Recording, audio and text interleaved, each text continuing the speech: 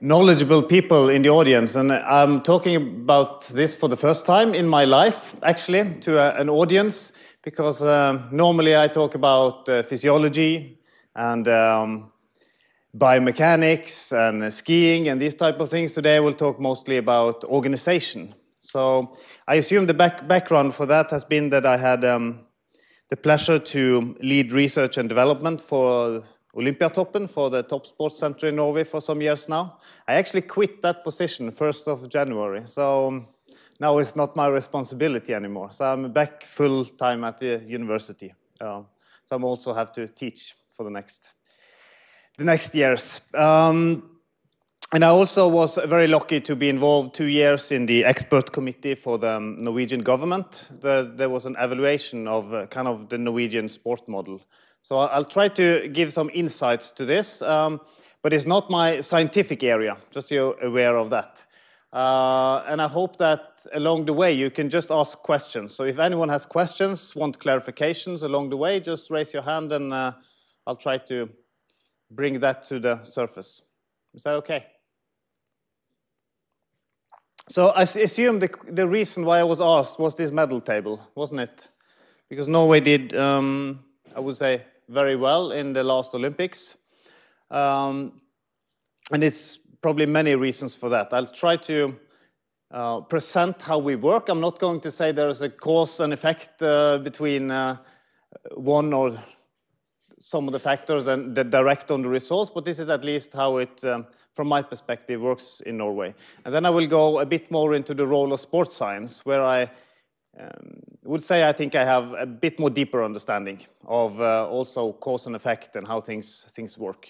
So this is, of course, we did very well in the last Winter Olympics, but we've done quite well in the Winter Olympics in general, I would say. So it's a strong culture for winter sport in Norway.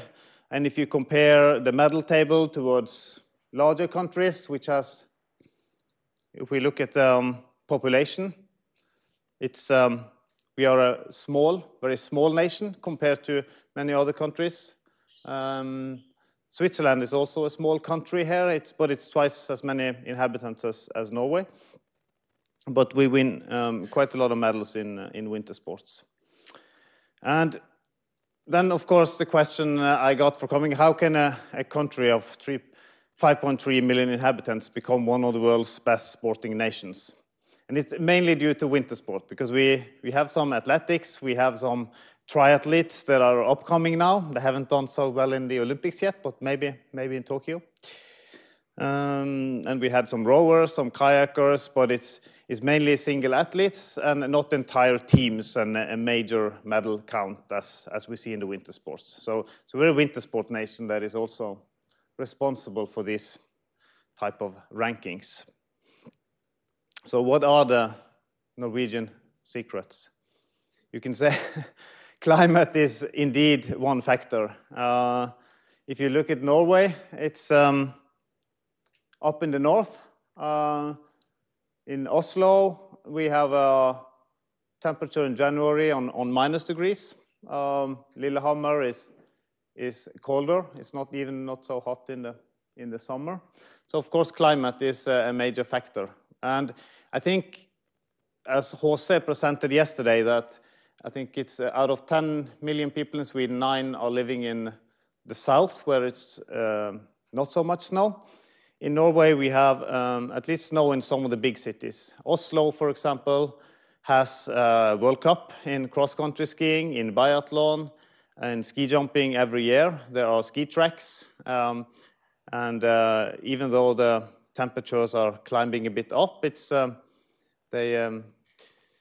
they include some artificial snow, and it's still good skiing conditions for people in Oslo, which is our biggest city.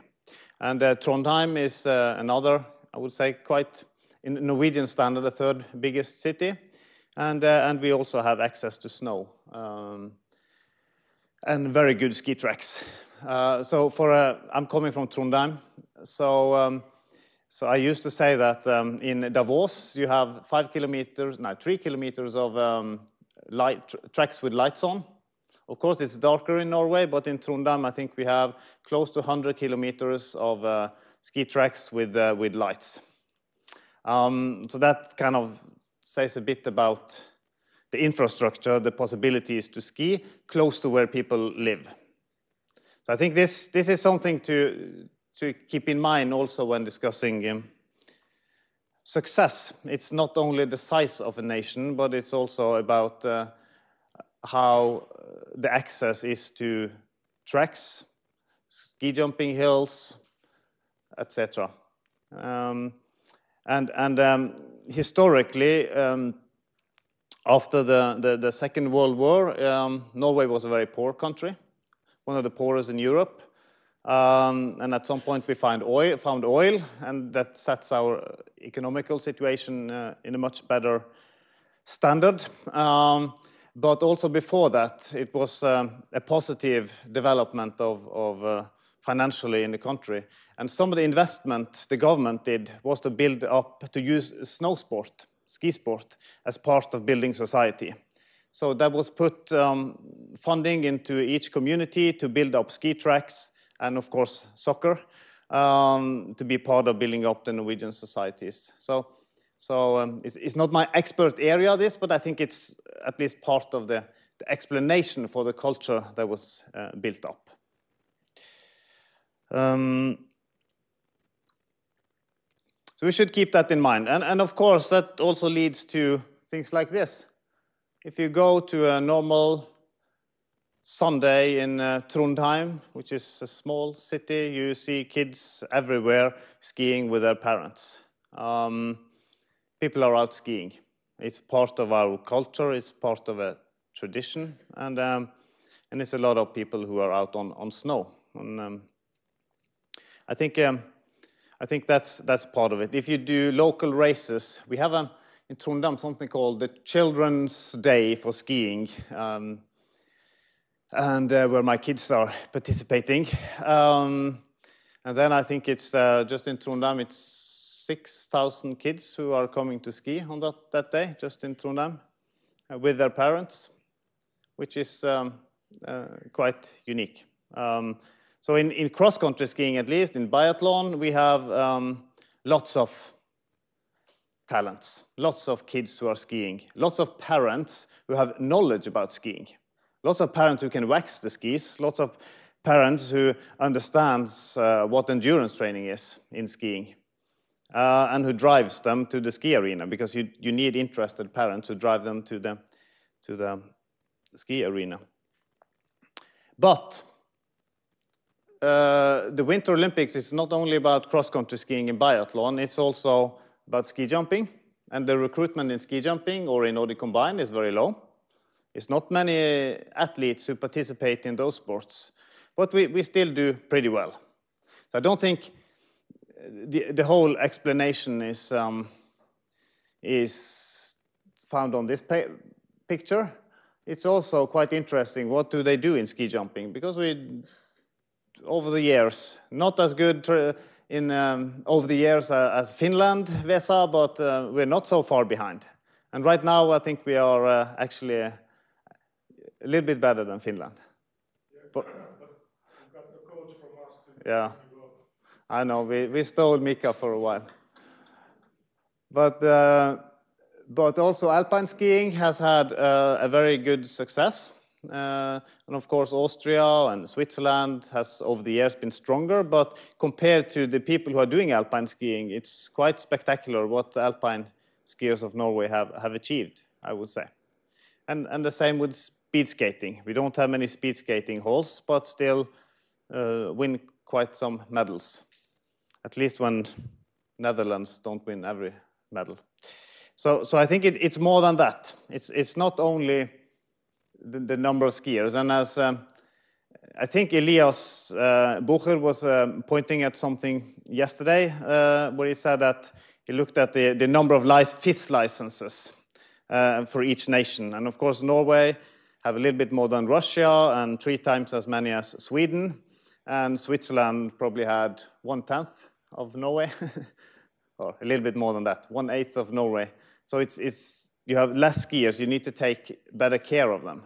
And I think that's part of the explanation. I think in these big sports, it's survival of a bit more survival of the fittest, and then you take well care of them when they come up to the junior, senior level. But here it's very organized. It's very dedicated work already from a younger age. So I think it's kind of interesting to look into these sports and also learn from them. And then you can ask also, oh, this is in Norwegian, sorry. This is just the interest of sport, because one thing is to get the talents in, to have access to ski tracks, etc. But if you look at the interest for sport, I'll translate to you. So this was just one representative graph. What the percentage of people in Norway who are interested in these sports. And cross-country skiing came on top with 60%, which is quite good. Biathlon, handball, which we are also very good, both on the male side and female side. And then soccer, which is a little bit more than half the interest of cross-country skiing. Alpine skiing is very popular, ski jumping.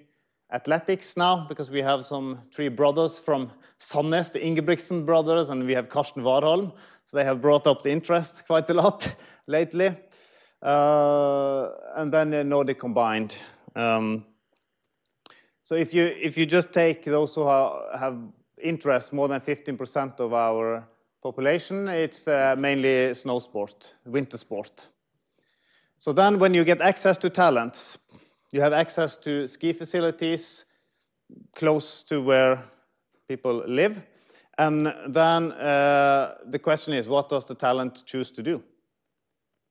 Because Therese Johaug or Marit Bjørgen, they could be good in close to everything, I would assume. But they chose to become skiers. And I don't think it's so many nations where those superhumans would choose cross-country skiing.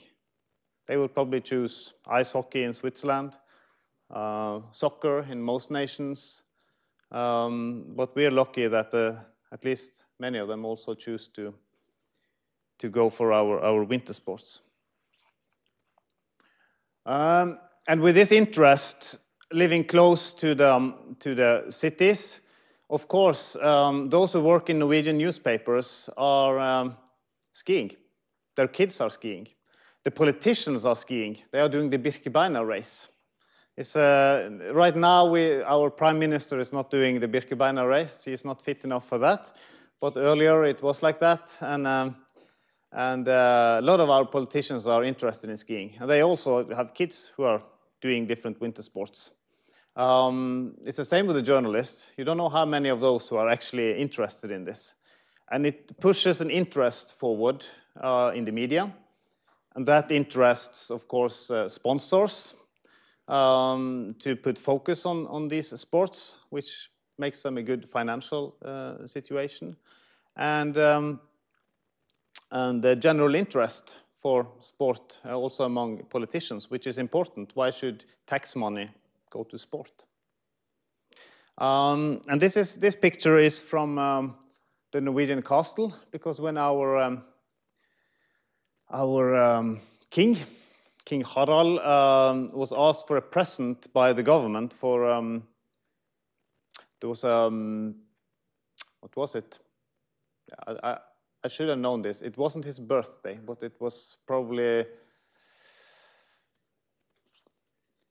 X number of years after he became the king. I'm really sorry. I should have known this number. I hope Harald doesn't watch the video. But at least then he was asked by the government what was his wishes for his birthday. And the wishes was to make a ski track around the castle and have ski competitions for kids around the castle and make a big ski festival.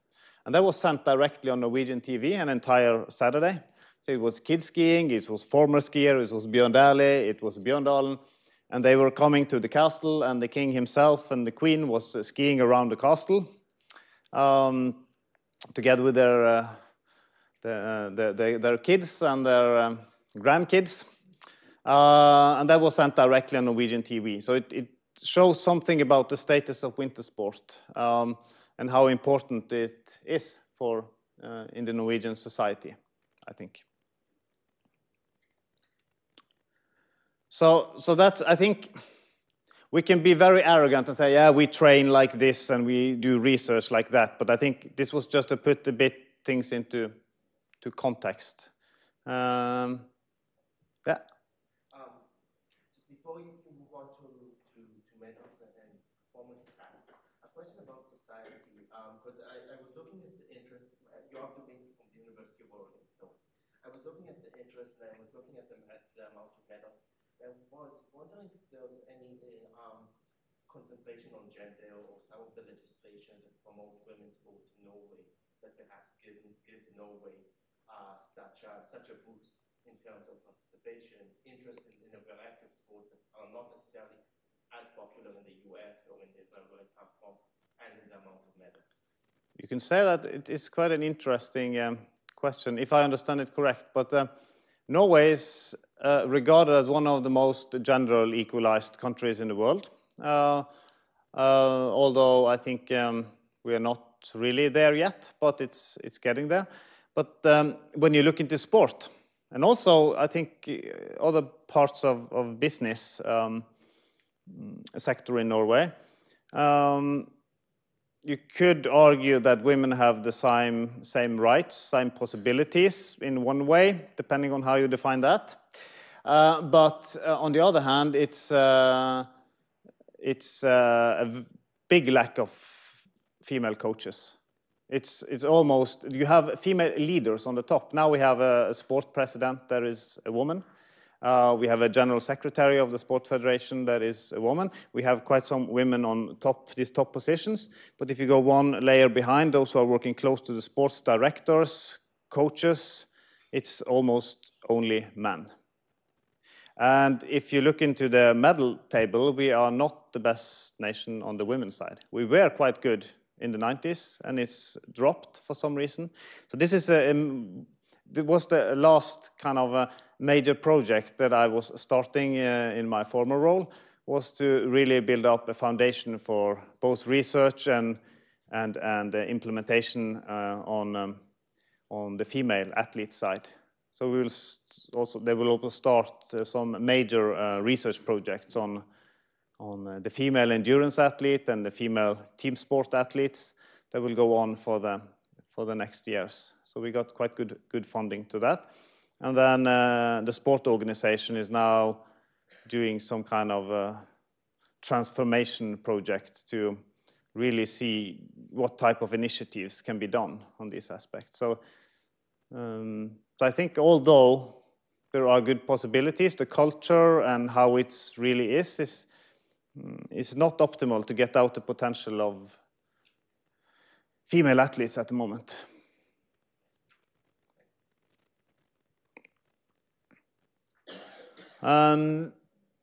It's kind of, you could also ask the Norwegian secret.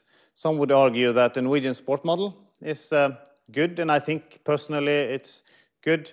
You have everything in one organization.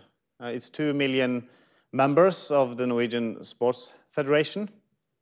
And it contains elite sport, sports for youths and kids. It's the Paralympic organization, it's the Special Olympics, and it's everything gathered in one organization. And there are advantages of it, but there are also disadvantages. We can say that, for example, the Paralympic sport in Norway was quite good in the 90s, but has gone quite a lot down. And part of it can be explained by it was people with a disability were institutionalized earlier, but you could also have access to them. You knew where they were. You could kind of reach them, and you can get them active. But then you took away the institutions. At least it's not like it was before.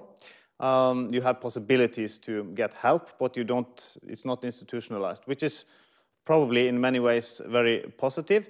But at least for sport, you don't know who they are. They are not in the registers. You don't get access to them. And if you ask I used to ask in Norwegian conferences, raise your hand, those of you who are working in the club. It's a lot of people working in the club. Do you have focus on kids? Yeah, of course they have focus on kids. And youths, on grown-ups? Yeah, they have possibilities for grown-ups. So then I ask, do you have possibilities for disabled athletes? And it's maybe 1 out of 100 who raises their hand. So when this is not put into system, it's also the participation has been going down. But there are no large initiatives to get this up again. Actually, one of Norway's richest men who puts quite a lot of funding, both into research, but also especially into getting the sports for disabled athletes up and going. So I think this has a big potential to gather them. You can kind of create an organization with the same values, where there is a kind of a red line from what you do with the children's until the top sport. And you can also recruit future coaches, future kind of waxers, service persons, etc., because they are kind of going together hand in hand for quite a long time, and then some get extra possibilities to take the next step. There's also a possibility to learn across sports that is quite unique. But of course, we are a small nation. It's possible to do it in a small nation.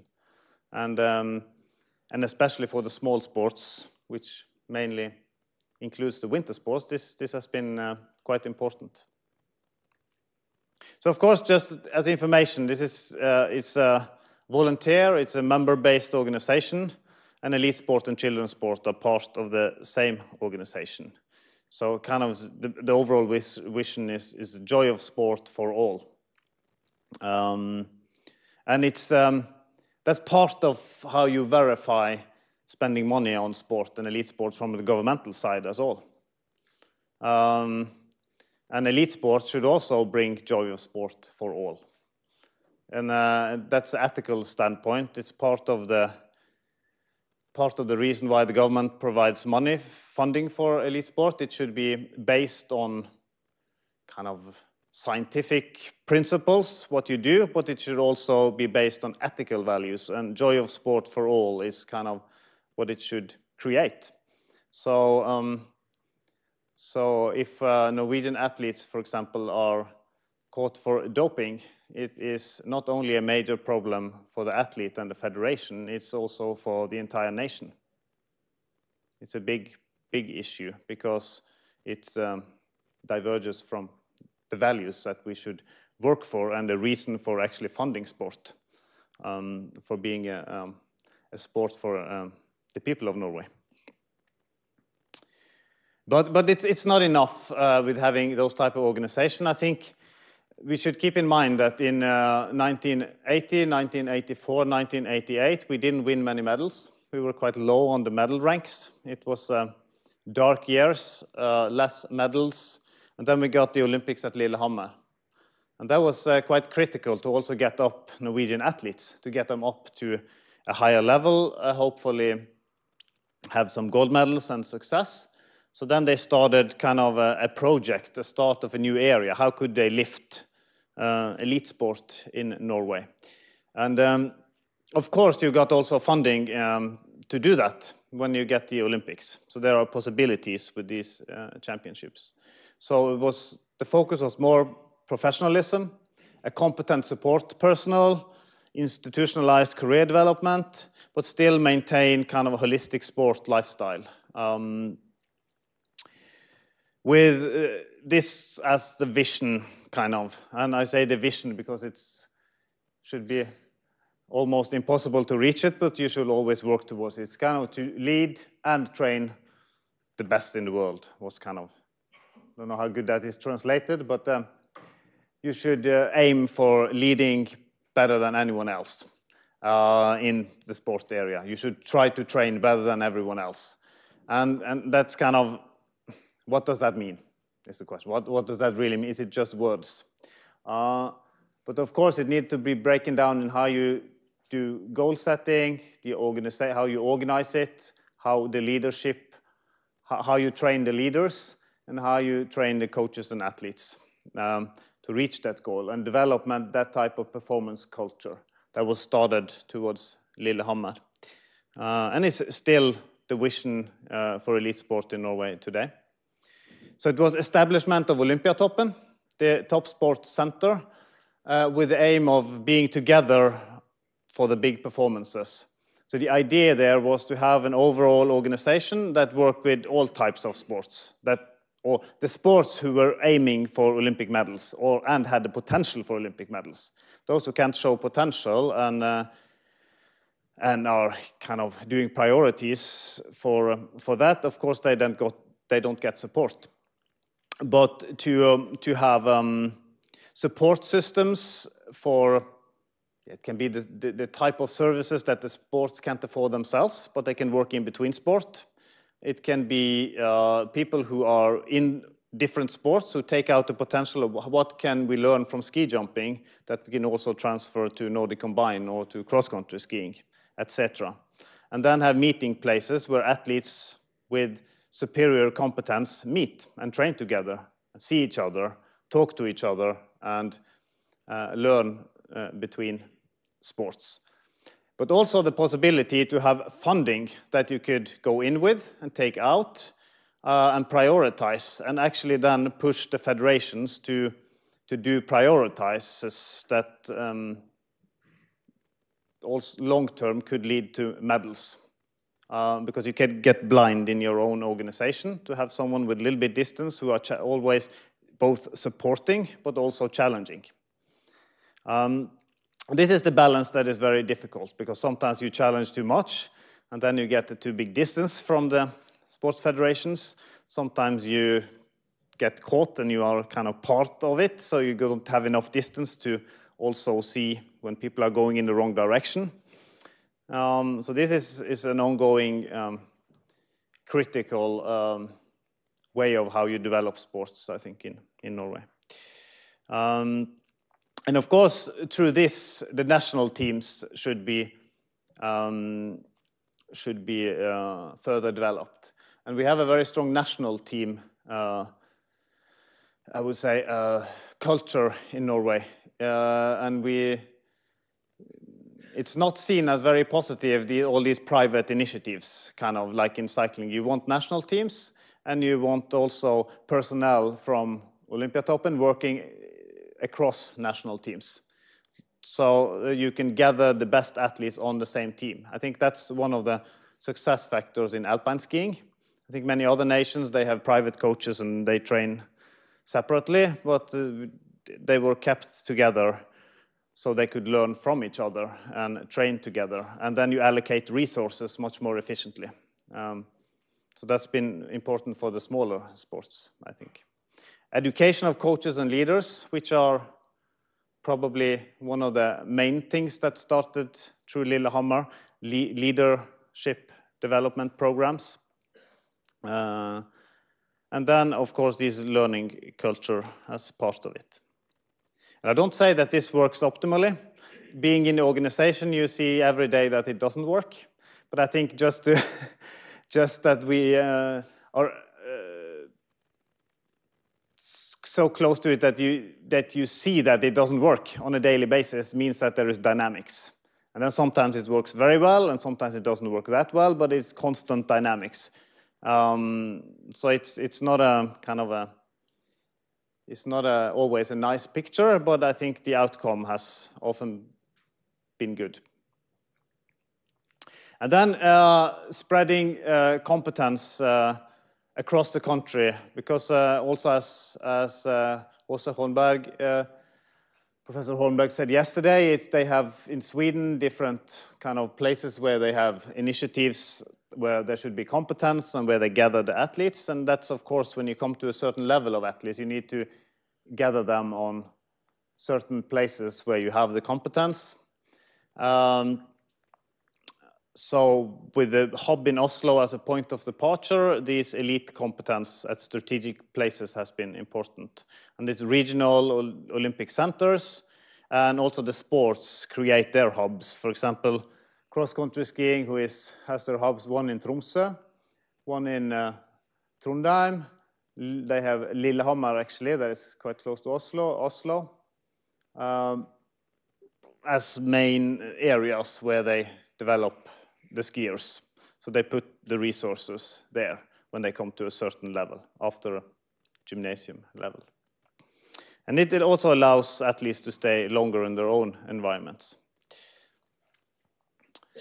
So, and the same has been the work, at least for Olympiatoppen, to work with the federations, with performance culture, that they have their own visions and goals, and help facilitate world-class training, and at the same time have this type of inclusive leadership and cooperation around the athletes with the athlete-centered model.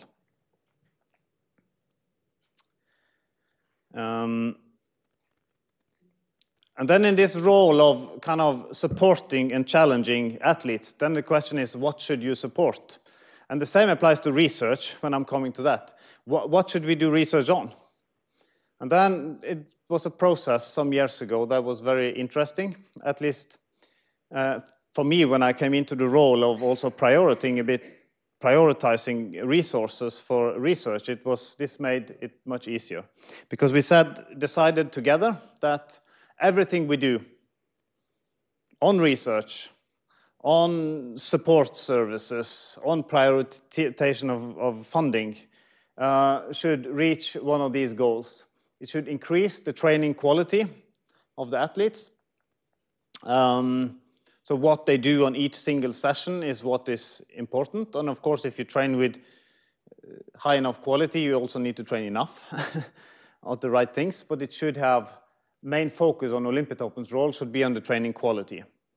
It should enhance the relationships of the teams, because we believe that if you have good relationships between athletes, coach athletes, leaders, support staff, and the athletes and coaches, then you will make them have a good life, because they will be together for 200 days a year in many of the sports, and you need to enjoy it. You need to have fun. You need to have a good life, but in the end, it should increase the training quality. You should use that to make the athletes work together, learn and share their knowledge, and drive each other towards becoming better. So that's kind of the aim of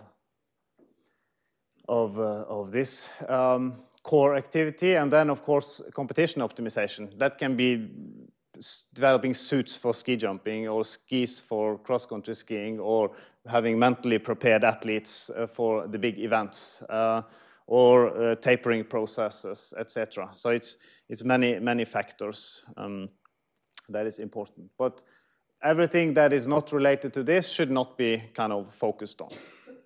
And it should always be extremely clear, this initiative, what is it leading to? This is leading to, we will optimize for competition. That is why we're doing it. And if you can't give a good answer to why you are doing it, it shouldn't be done. Then you should save the resources and spend it for something else. And of course, there is an importance of having common values. And this is something that is when you gather the athletes once a year, it's important for them to have ownership in it and be involved in developing, criticizing them, asking questions. Why is one question, is elite sport healthy, for example? And then there will be good discussions. Yeah, it should be healthy. One of the reasons why some athletes are stopped when they can't compete if they can't fulfill health criteria, for example. Okay, they could probably have won that competition, but it's not according to our values. And of course, we think that if you stay healthy, it is a prerequisite for a long career. So you actually help the athlete to sustain a career and to sustain performance, but you also help for a life after sport. And then kind of this community as a competitive advantage is something that athletes need to understand and need to share it. So if it's just values on a PowerPoint slide, it doesn't mean anything. But if it's worked with in the federations and across the federation, it can be a competitive advantage to work together, to learn from each other, and to share knowledge. And also, of course, honesty as a performance value, and the love of sport as the driving force What does that mean for me, for the team, and for the sport? So that is also an important role to work with the federations and with the athletes on what does this mean for you. And then, of course, in light of this, I think optimization of the human interface, athlete, coach-athlete, there are many different ways how that work. So some examples, this is trainer of the year, the last couple of years, the coach of Karsten Warholm, who was, I think he won some kind of athletic athletes of the year. He won all competitions in 400-meter hurdles, so he was quite strong. So he comes from the same place as me in West Norway. So, so it's possible to run fast also in the winds at the western part of Norway. And these are the Ingebrigtsens, we see the strength of the coach and the athlete relationships, who is extremely strong in these cases, and are role models for how coaches and athletes can drive each other. The coach are actually training the athlete, and the athlete is training the coach. And I think at the same time as this can also be used to develop the team, where Aksel Lund Svindal always said that there is almost no skill or ability that you can have that is so good that it allows you to ruin the social qualities of the team. And of course, if you have role models as Aksel Lund Svindal in the team, and he's also the best one, then I think it's one of the competitive advantages alpine skiing have had. And there is a famous example there when Aksel Lund Svindal was leading the World Championships, and he called up to Kjetil Jansrud and told him where he lost time in the track and what he should focus on. And then Kjetil Jansrud was driving down and won by 0.02 of a second. But then the next time, I think Kjetil Jansrud did the same for Aksel. And then I think I'll come into something that I think is quite important, where I think at least when looking into different culture, this is where I believe, I'm more from the endurance sports perspective, where I think that the sports who work well, and there are differences also in Norway, but at least in Norway, but also internationally, when I've been allowed to look into different sports, where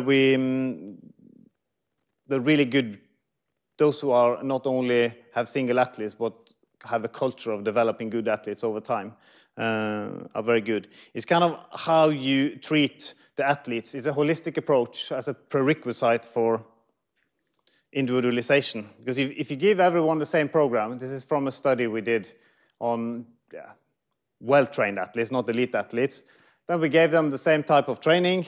Everyone did the same, it was a high-intensity training. Everyone did the same, and then you have some with extreme positive impact on it, others with almost no performance or even negative response. There was some sickness here, because these athletes should actually get better when they train more. But it's about kind of the holistic approach to it. So why didn't they kind of respond? Was when we did this study, okay, we looked at different types of training and different ways of periodizing that training, which was interesting enough. But my main question was, why didn't they respond? It's impossible. Everyone should respond. It should be impossible for these not to respond to training. So why? And then we went into it, and a few of these were sick, or had previous, they weren't sick they had previous viruses that they had before. For some reason, body didn't respond anymore. There was someone who was divorced, one who broke up with a girlfriend, and it was kind of several issues, one with sleeping problems. So we didn't find any significant effects on anything, but if you start looking into it on an elite level, it's important that each of these athletes are actually improving. So it's then, I think, going into kind of what we call the performance mindset, which is, for me, not kind of a start and an end, but a mindset that you go into, where you continuously, athletes and coach, are working together in how you, with the end goal of increasing your training quality, or for a leader, of course, how you lead, but training quality or your recovery, where this is a constant kind of process of debriefing together, learning from it, adjusting it, planning it, preparing, where this performance mindset is driving your performance forward. And I think by kind of understanding this holistic approach of how you treat an athlete, it's how you can take out that, fine-tune that potential. When do you put in the strength training sessions? Because they are not similar. When are you ready to do the next high-intensity sessions? Should you stop that session, or should you do it when you're not feeling good? And that's kind of the sophistication of training. How could you make that puzzle a little bit better? So I think that's important, and I think at least when we look at our athletes, those who are driven by high passion and are able to sustain good health throughout their career is often those who have long-term performance development. And also a very good reason why I think these health certificates are a good initiative. And then the question is, can science make a difference? Which is, of course, why we are here, and it's my main interest. Can science make a difference? And I believe that, and I just put in a kind of I'm allowed to write an editorial now and then for this International Journal of Sports Physiology and Performance, and this is one of my main interests, is how can you kind of make a difference? How can you close the gap between research and practice so they are not sitting on two different spots and hear about each other and laugh about each other, and both means that the other part is not understanding anything, because I think that's often the case. And how can you work well together? So it's kind of course, in research, it's kind of. Can you read that? Yeah. It's kind of the essence, of course, to ask the right questions. But what are the right questions? They can be theory-driven. We can test hypotheses, and we don't conclude. We falsify some hypotheses that we probably shouldn't spend more time on, and then you believe further in what you haven't falsified. But at the same time, I think in elite sport there are many practices that you see that the best ones are doing it. The coaches have very good arguments for doing it, and they ask the same question again and again. And I think that's to be so close to them that you can actually grasp these questions, and they are coming again and again. We need this information. I think that's also a very good way of finding research questions. And it's often gaps. If you get the question often enough and you can't answer it, I think it's a gap that is important to at least try to answer. But then on the other hand, it's also, for me, important to have a kind of independency, because I think the Klapskate story is quite interesting, because there was researchers in Holland who were very convinced that the Klapskate mechanism should bring them forward, and the coaches and athletes just laughed at it. They tested it, they didn't want to use it. It was more than 10 years later than a junior team was testing it, and suddenly they broke world records, and it revolutionized the sport. So it kind of comes from both directions. So the question is, how can we kind of close this gap? The same, this came out yesterday or 2 days ago, from Thomas Haugen, who was kind of highlighting some of the success factors that he observed when he was working. He was working in Olympiatoppen. Now he's gone to research, and what he said that was, he had two things that he was worried about. Was that when Olympiatoppen was not working close enough with science. There came in, for example, there was a time when some researchers working mostly with recreational and patient groups said that high-intensity training is the only factor that counts. Don't waste your time on low-intensity training. And then elite sport in Norway couldn't answer those questions. They couldn't meet those arguments because they had strong arguments, they had the research, it was not an elite population, and they couldn't kind of meet those arguments. And it created lots of confusion, which is, I think, also changed practice. A lot of teams were changing their practice. They tried out models that weren't kind of optimized, and it was instead of high intensity as a very important tool to drive performance, it was almost like, what do you call it? You're tied up that high intensity is the only thing that works. And when then elite sport in Norway couldn't meet that with scientific understanding, it wasn't kind of robust enough scientifically, it wasn't working close enough with science, it created a lot of confusion because the research wasn't relevant. If you train 3 times a week and do more high intensity, of course it works. If you train 14 times a week and you already do these 3 times high intensity, does 3 extra make you better? It's a different question.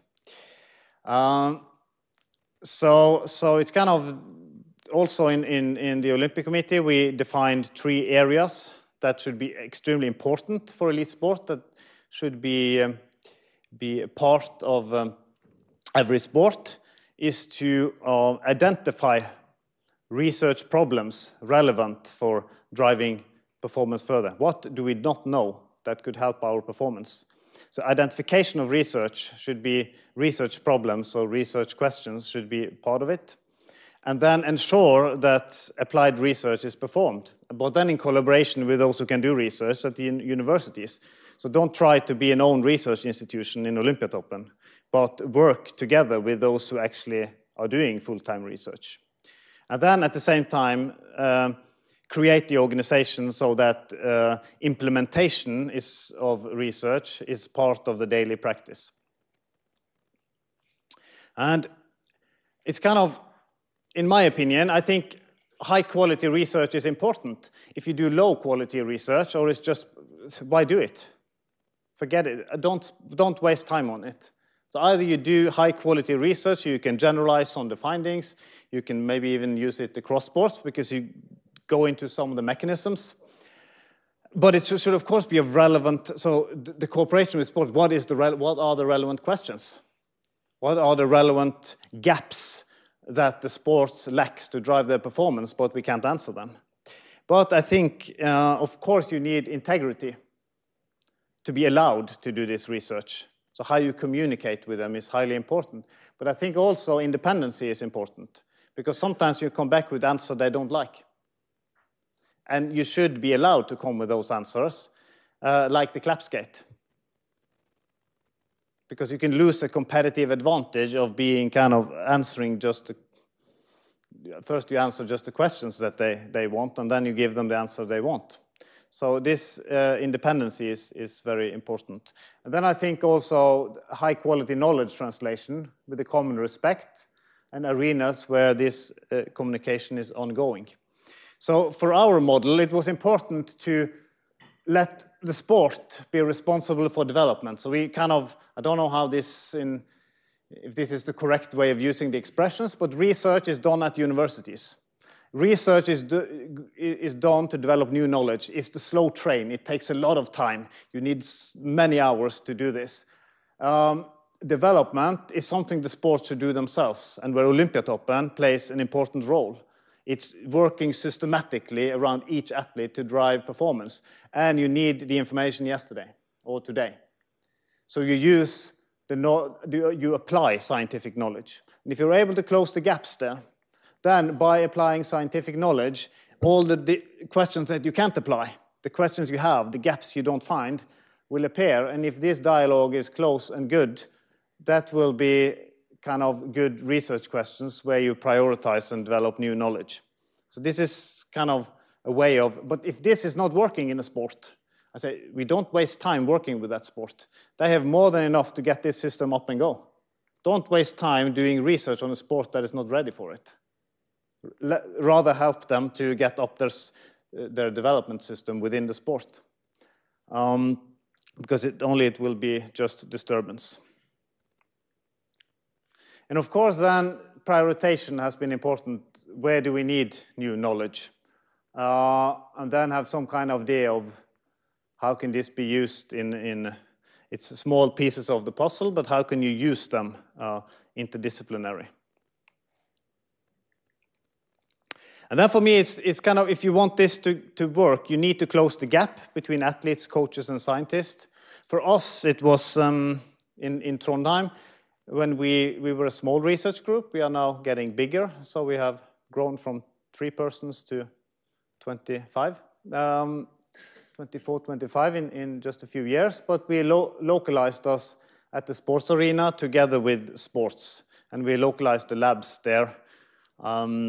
So we decided that we moved the labs to the sports arena. But it's still a different organization. It's the university. So we're part of the university, and we have our own independency and possibilities and own aims to do research. But we moved the labs to the sports arena, and we eat lunch together. And we learn each other's and respect each other's language. The tribal language of research and the tribal language of sports, kind of how can you merge that? That might be one of the most important factors. And then I think more and more also to use technology to come close to the competition arena has been important, because then you're even closer to what is relevant for them. Going in the lab, yeah, how can you use that? But also using the new possibilities to stay close to the competition arena has been a major focus for us, where we see that there they really see the advantages. And then I think to utilize the possibilities, the new age of digital sport has been important. And as I used to say, sport can either decide to wait for society to run forward. This technology is accelerating. Not everything is positive. You can read a new, that came out in Frontiers, there came out a new research paper today by Jose Holmberg this morning about how to utilize wearable technology. And it has many challenges, but I think it has also many positive sides. But we can be a role model in society because we work with the best athletes, which I think is important.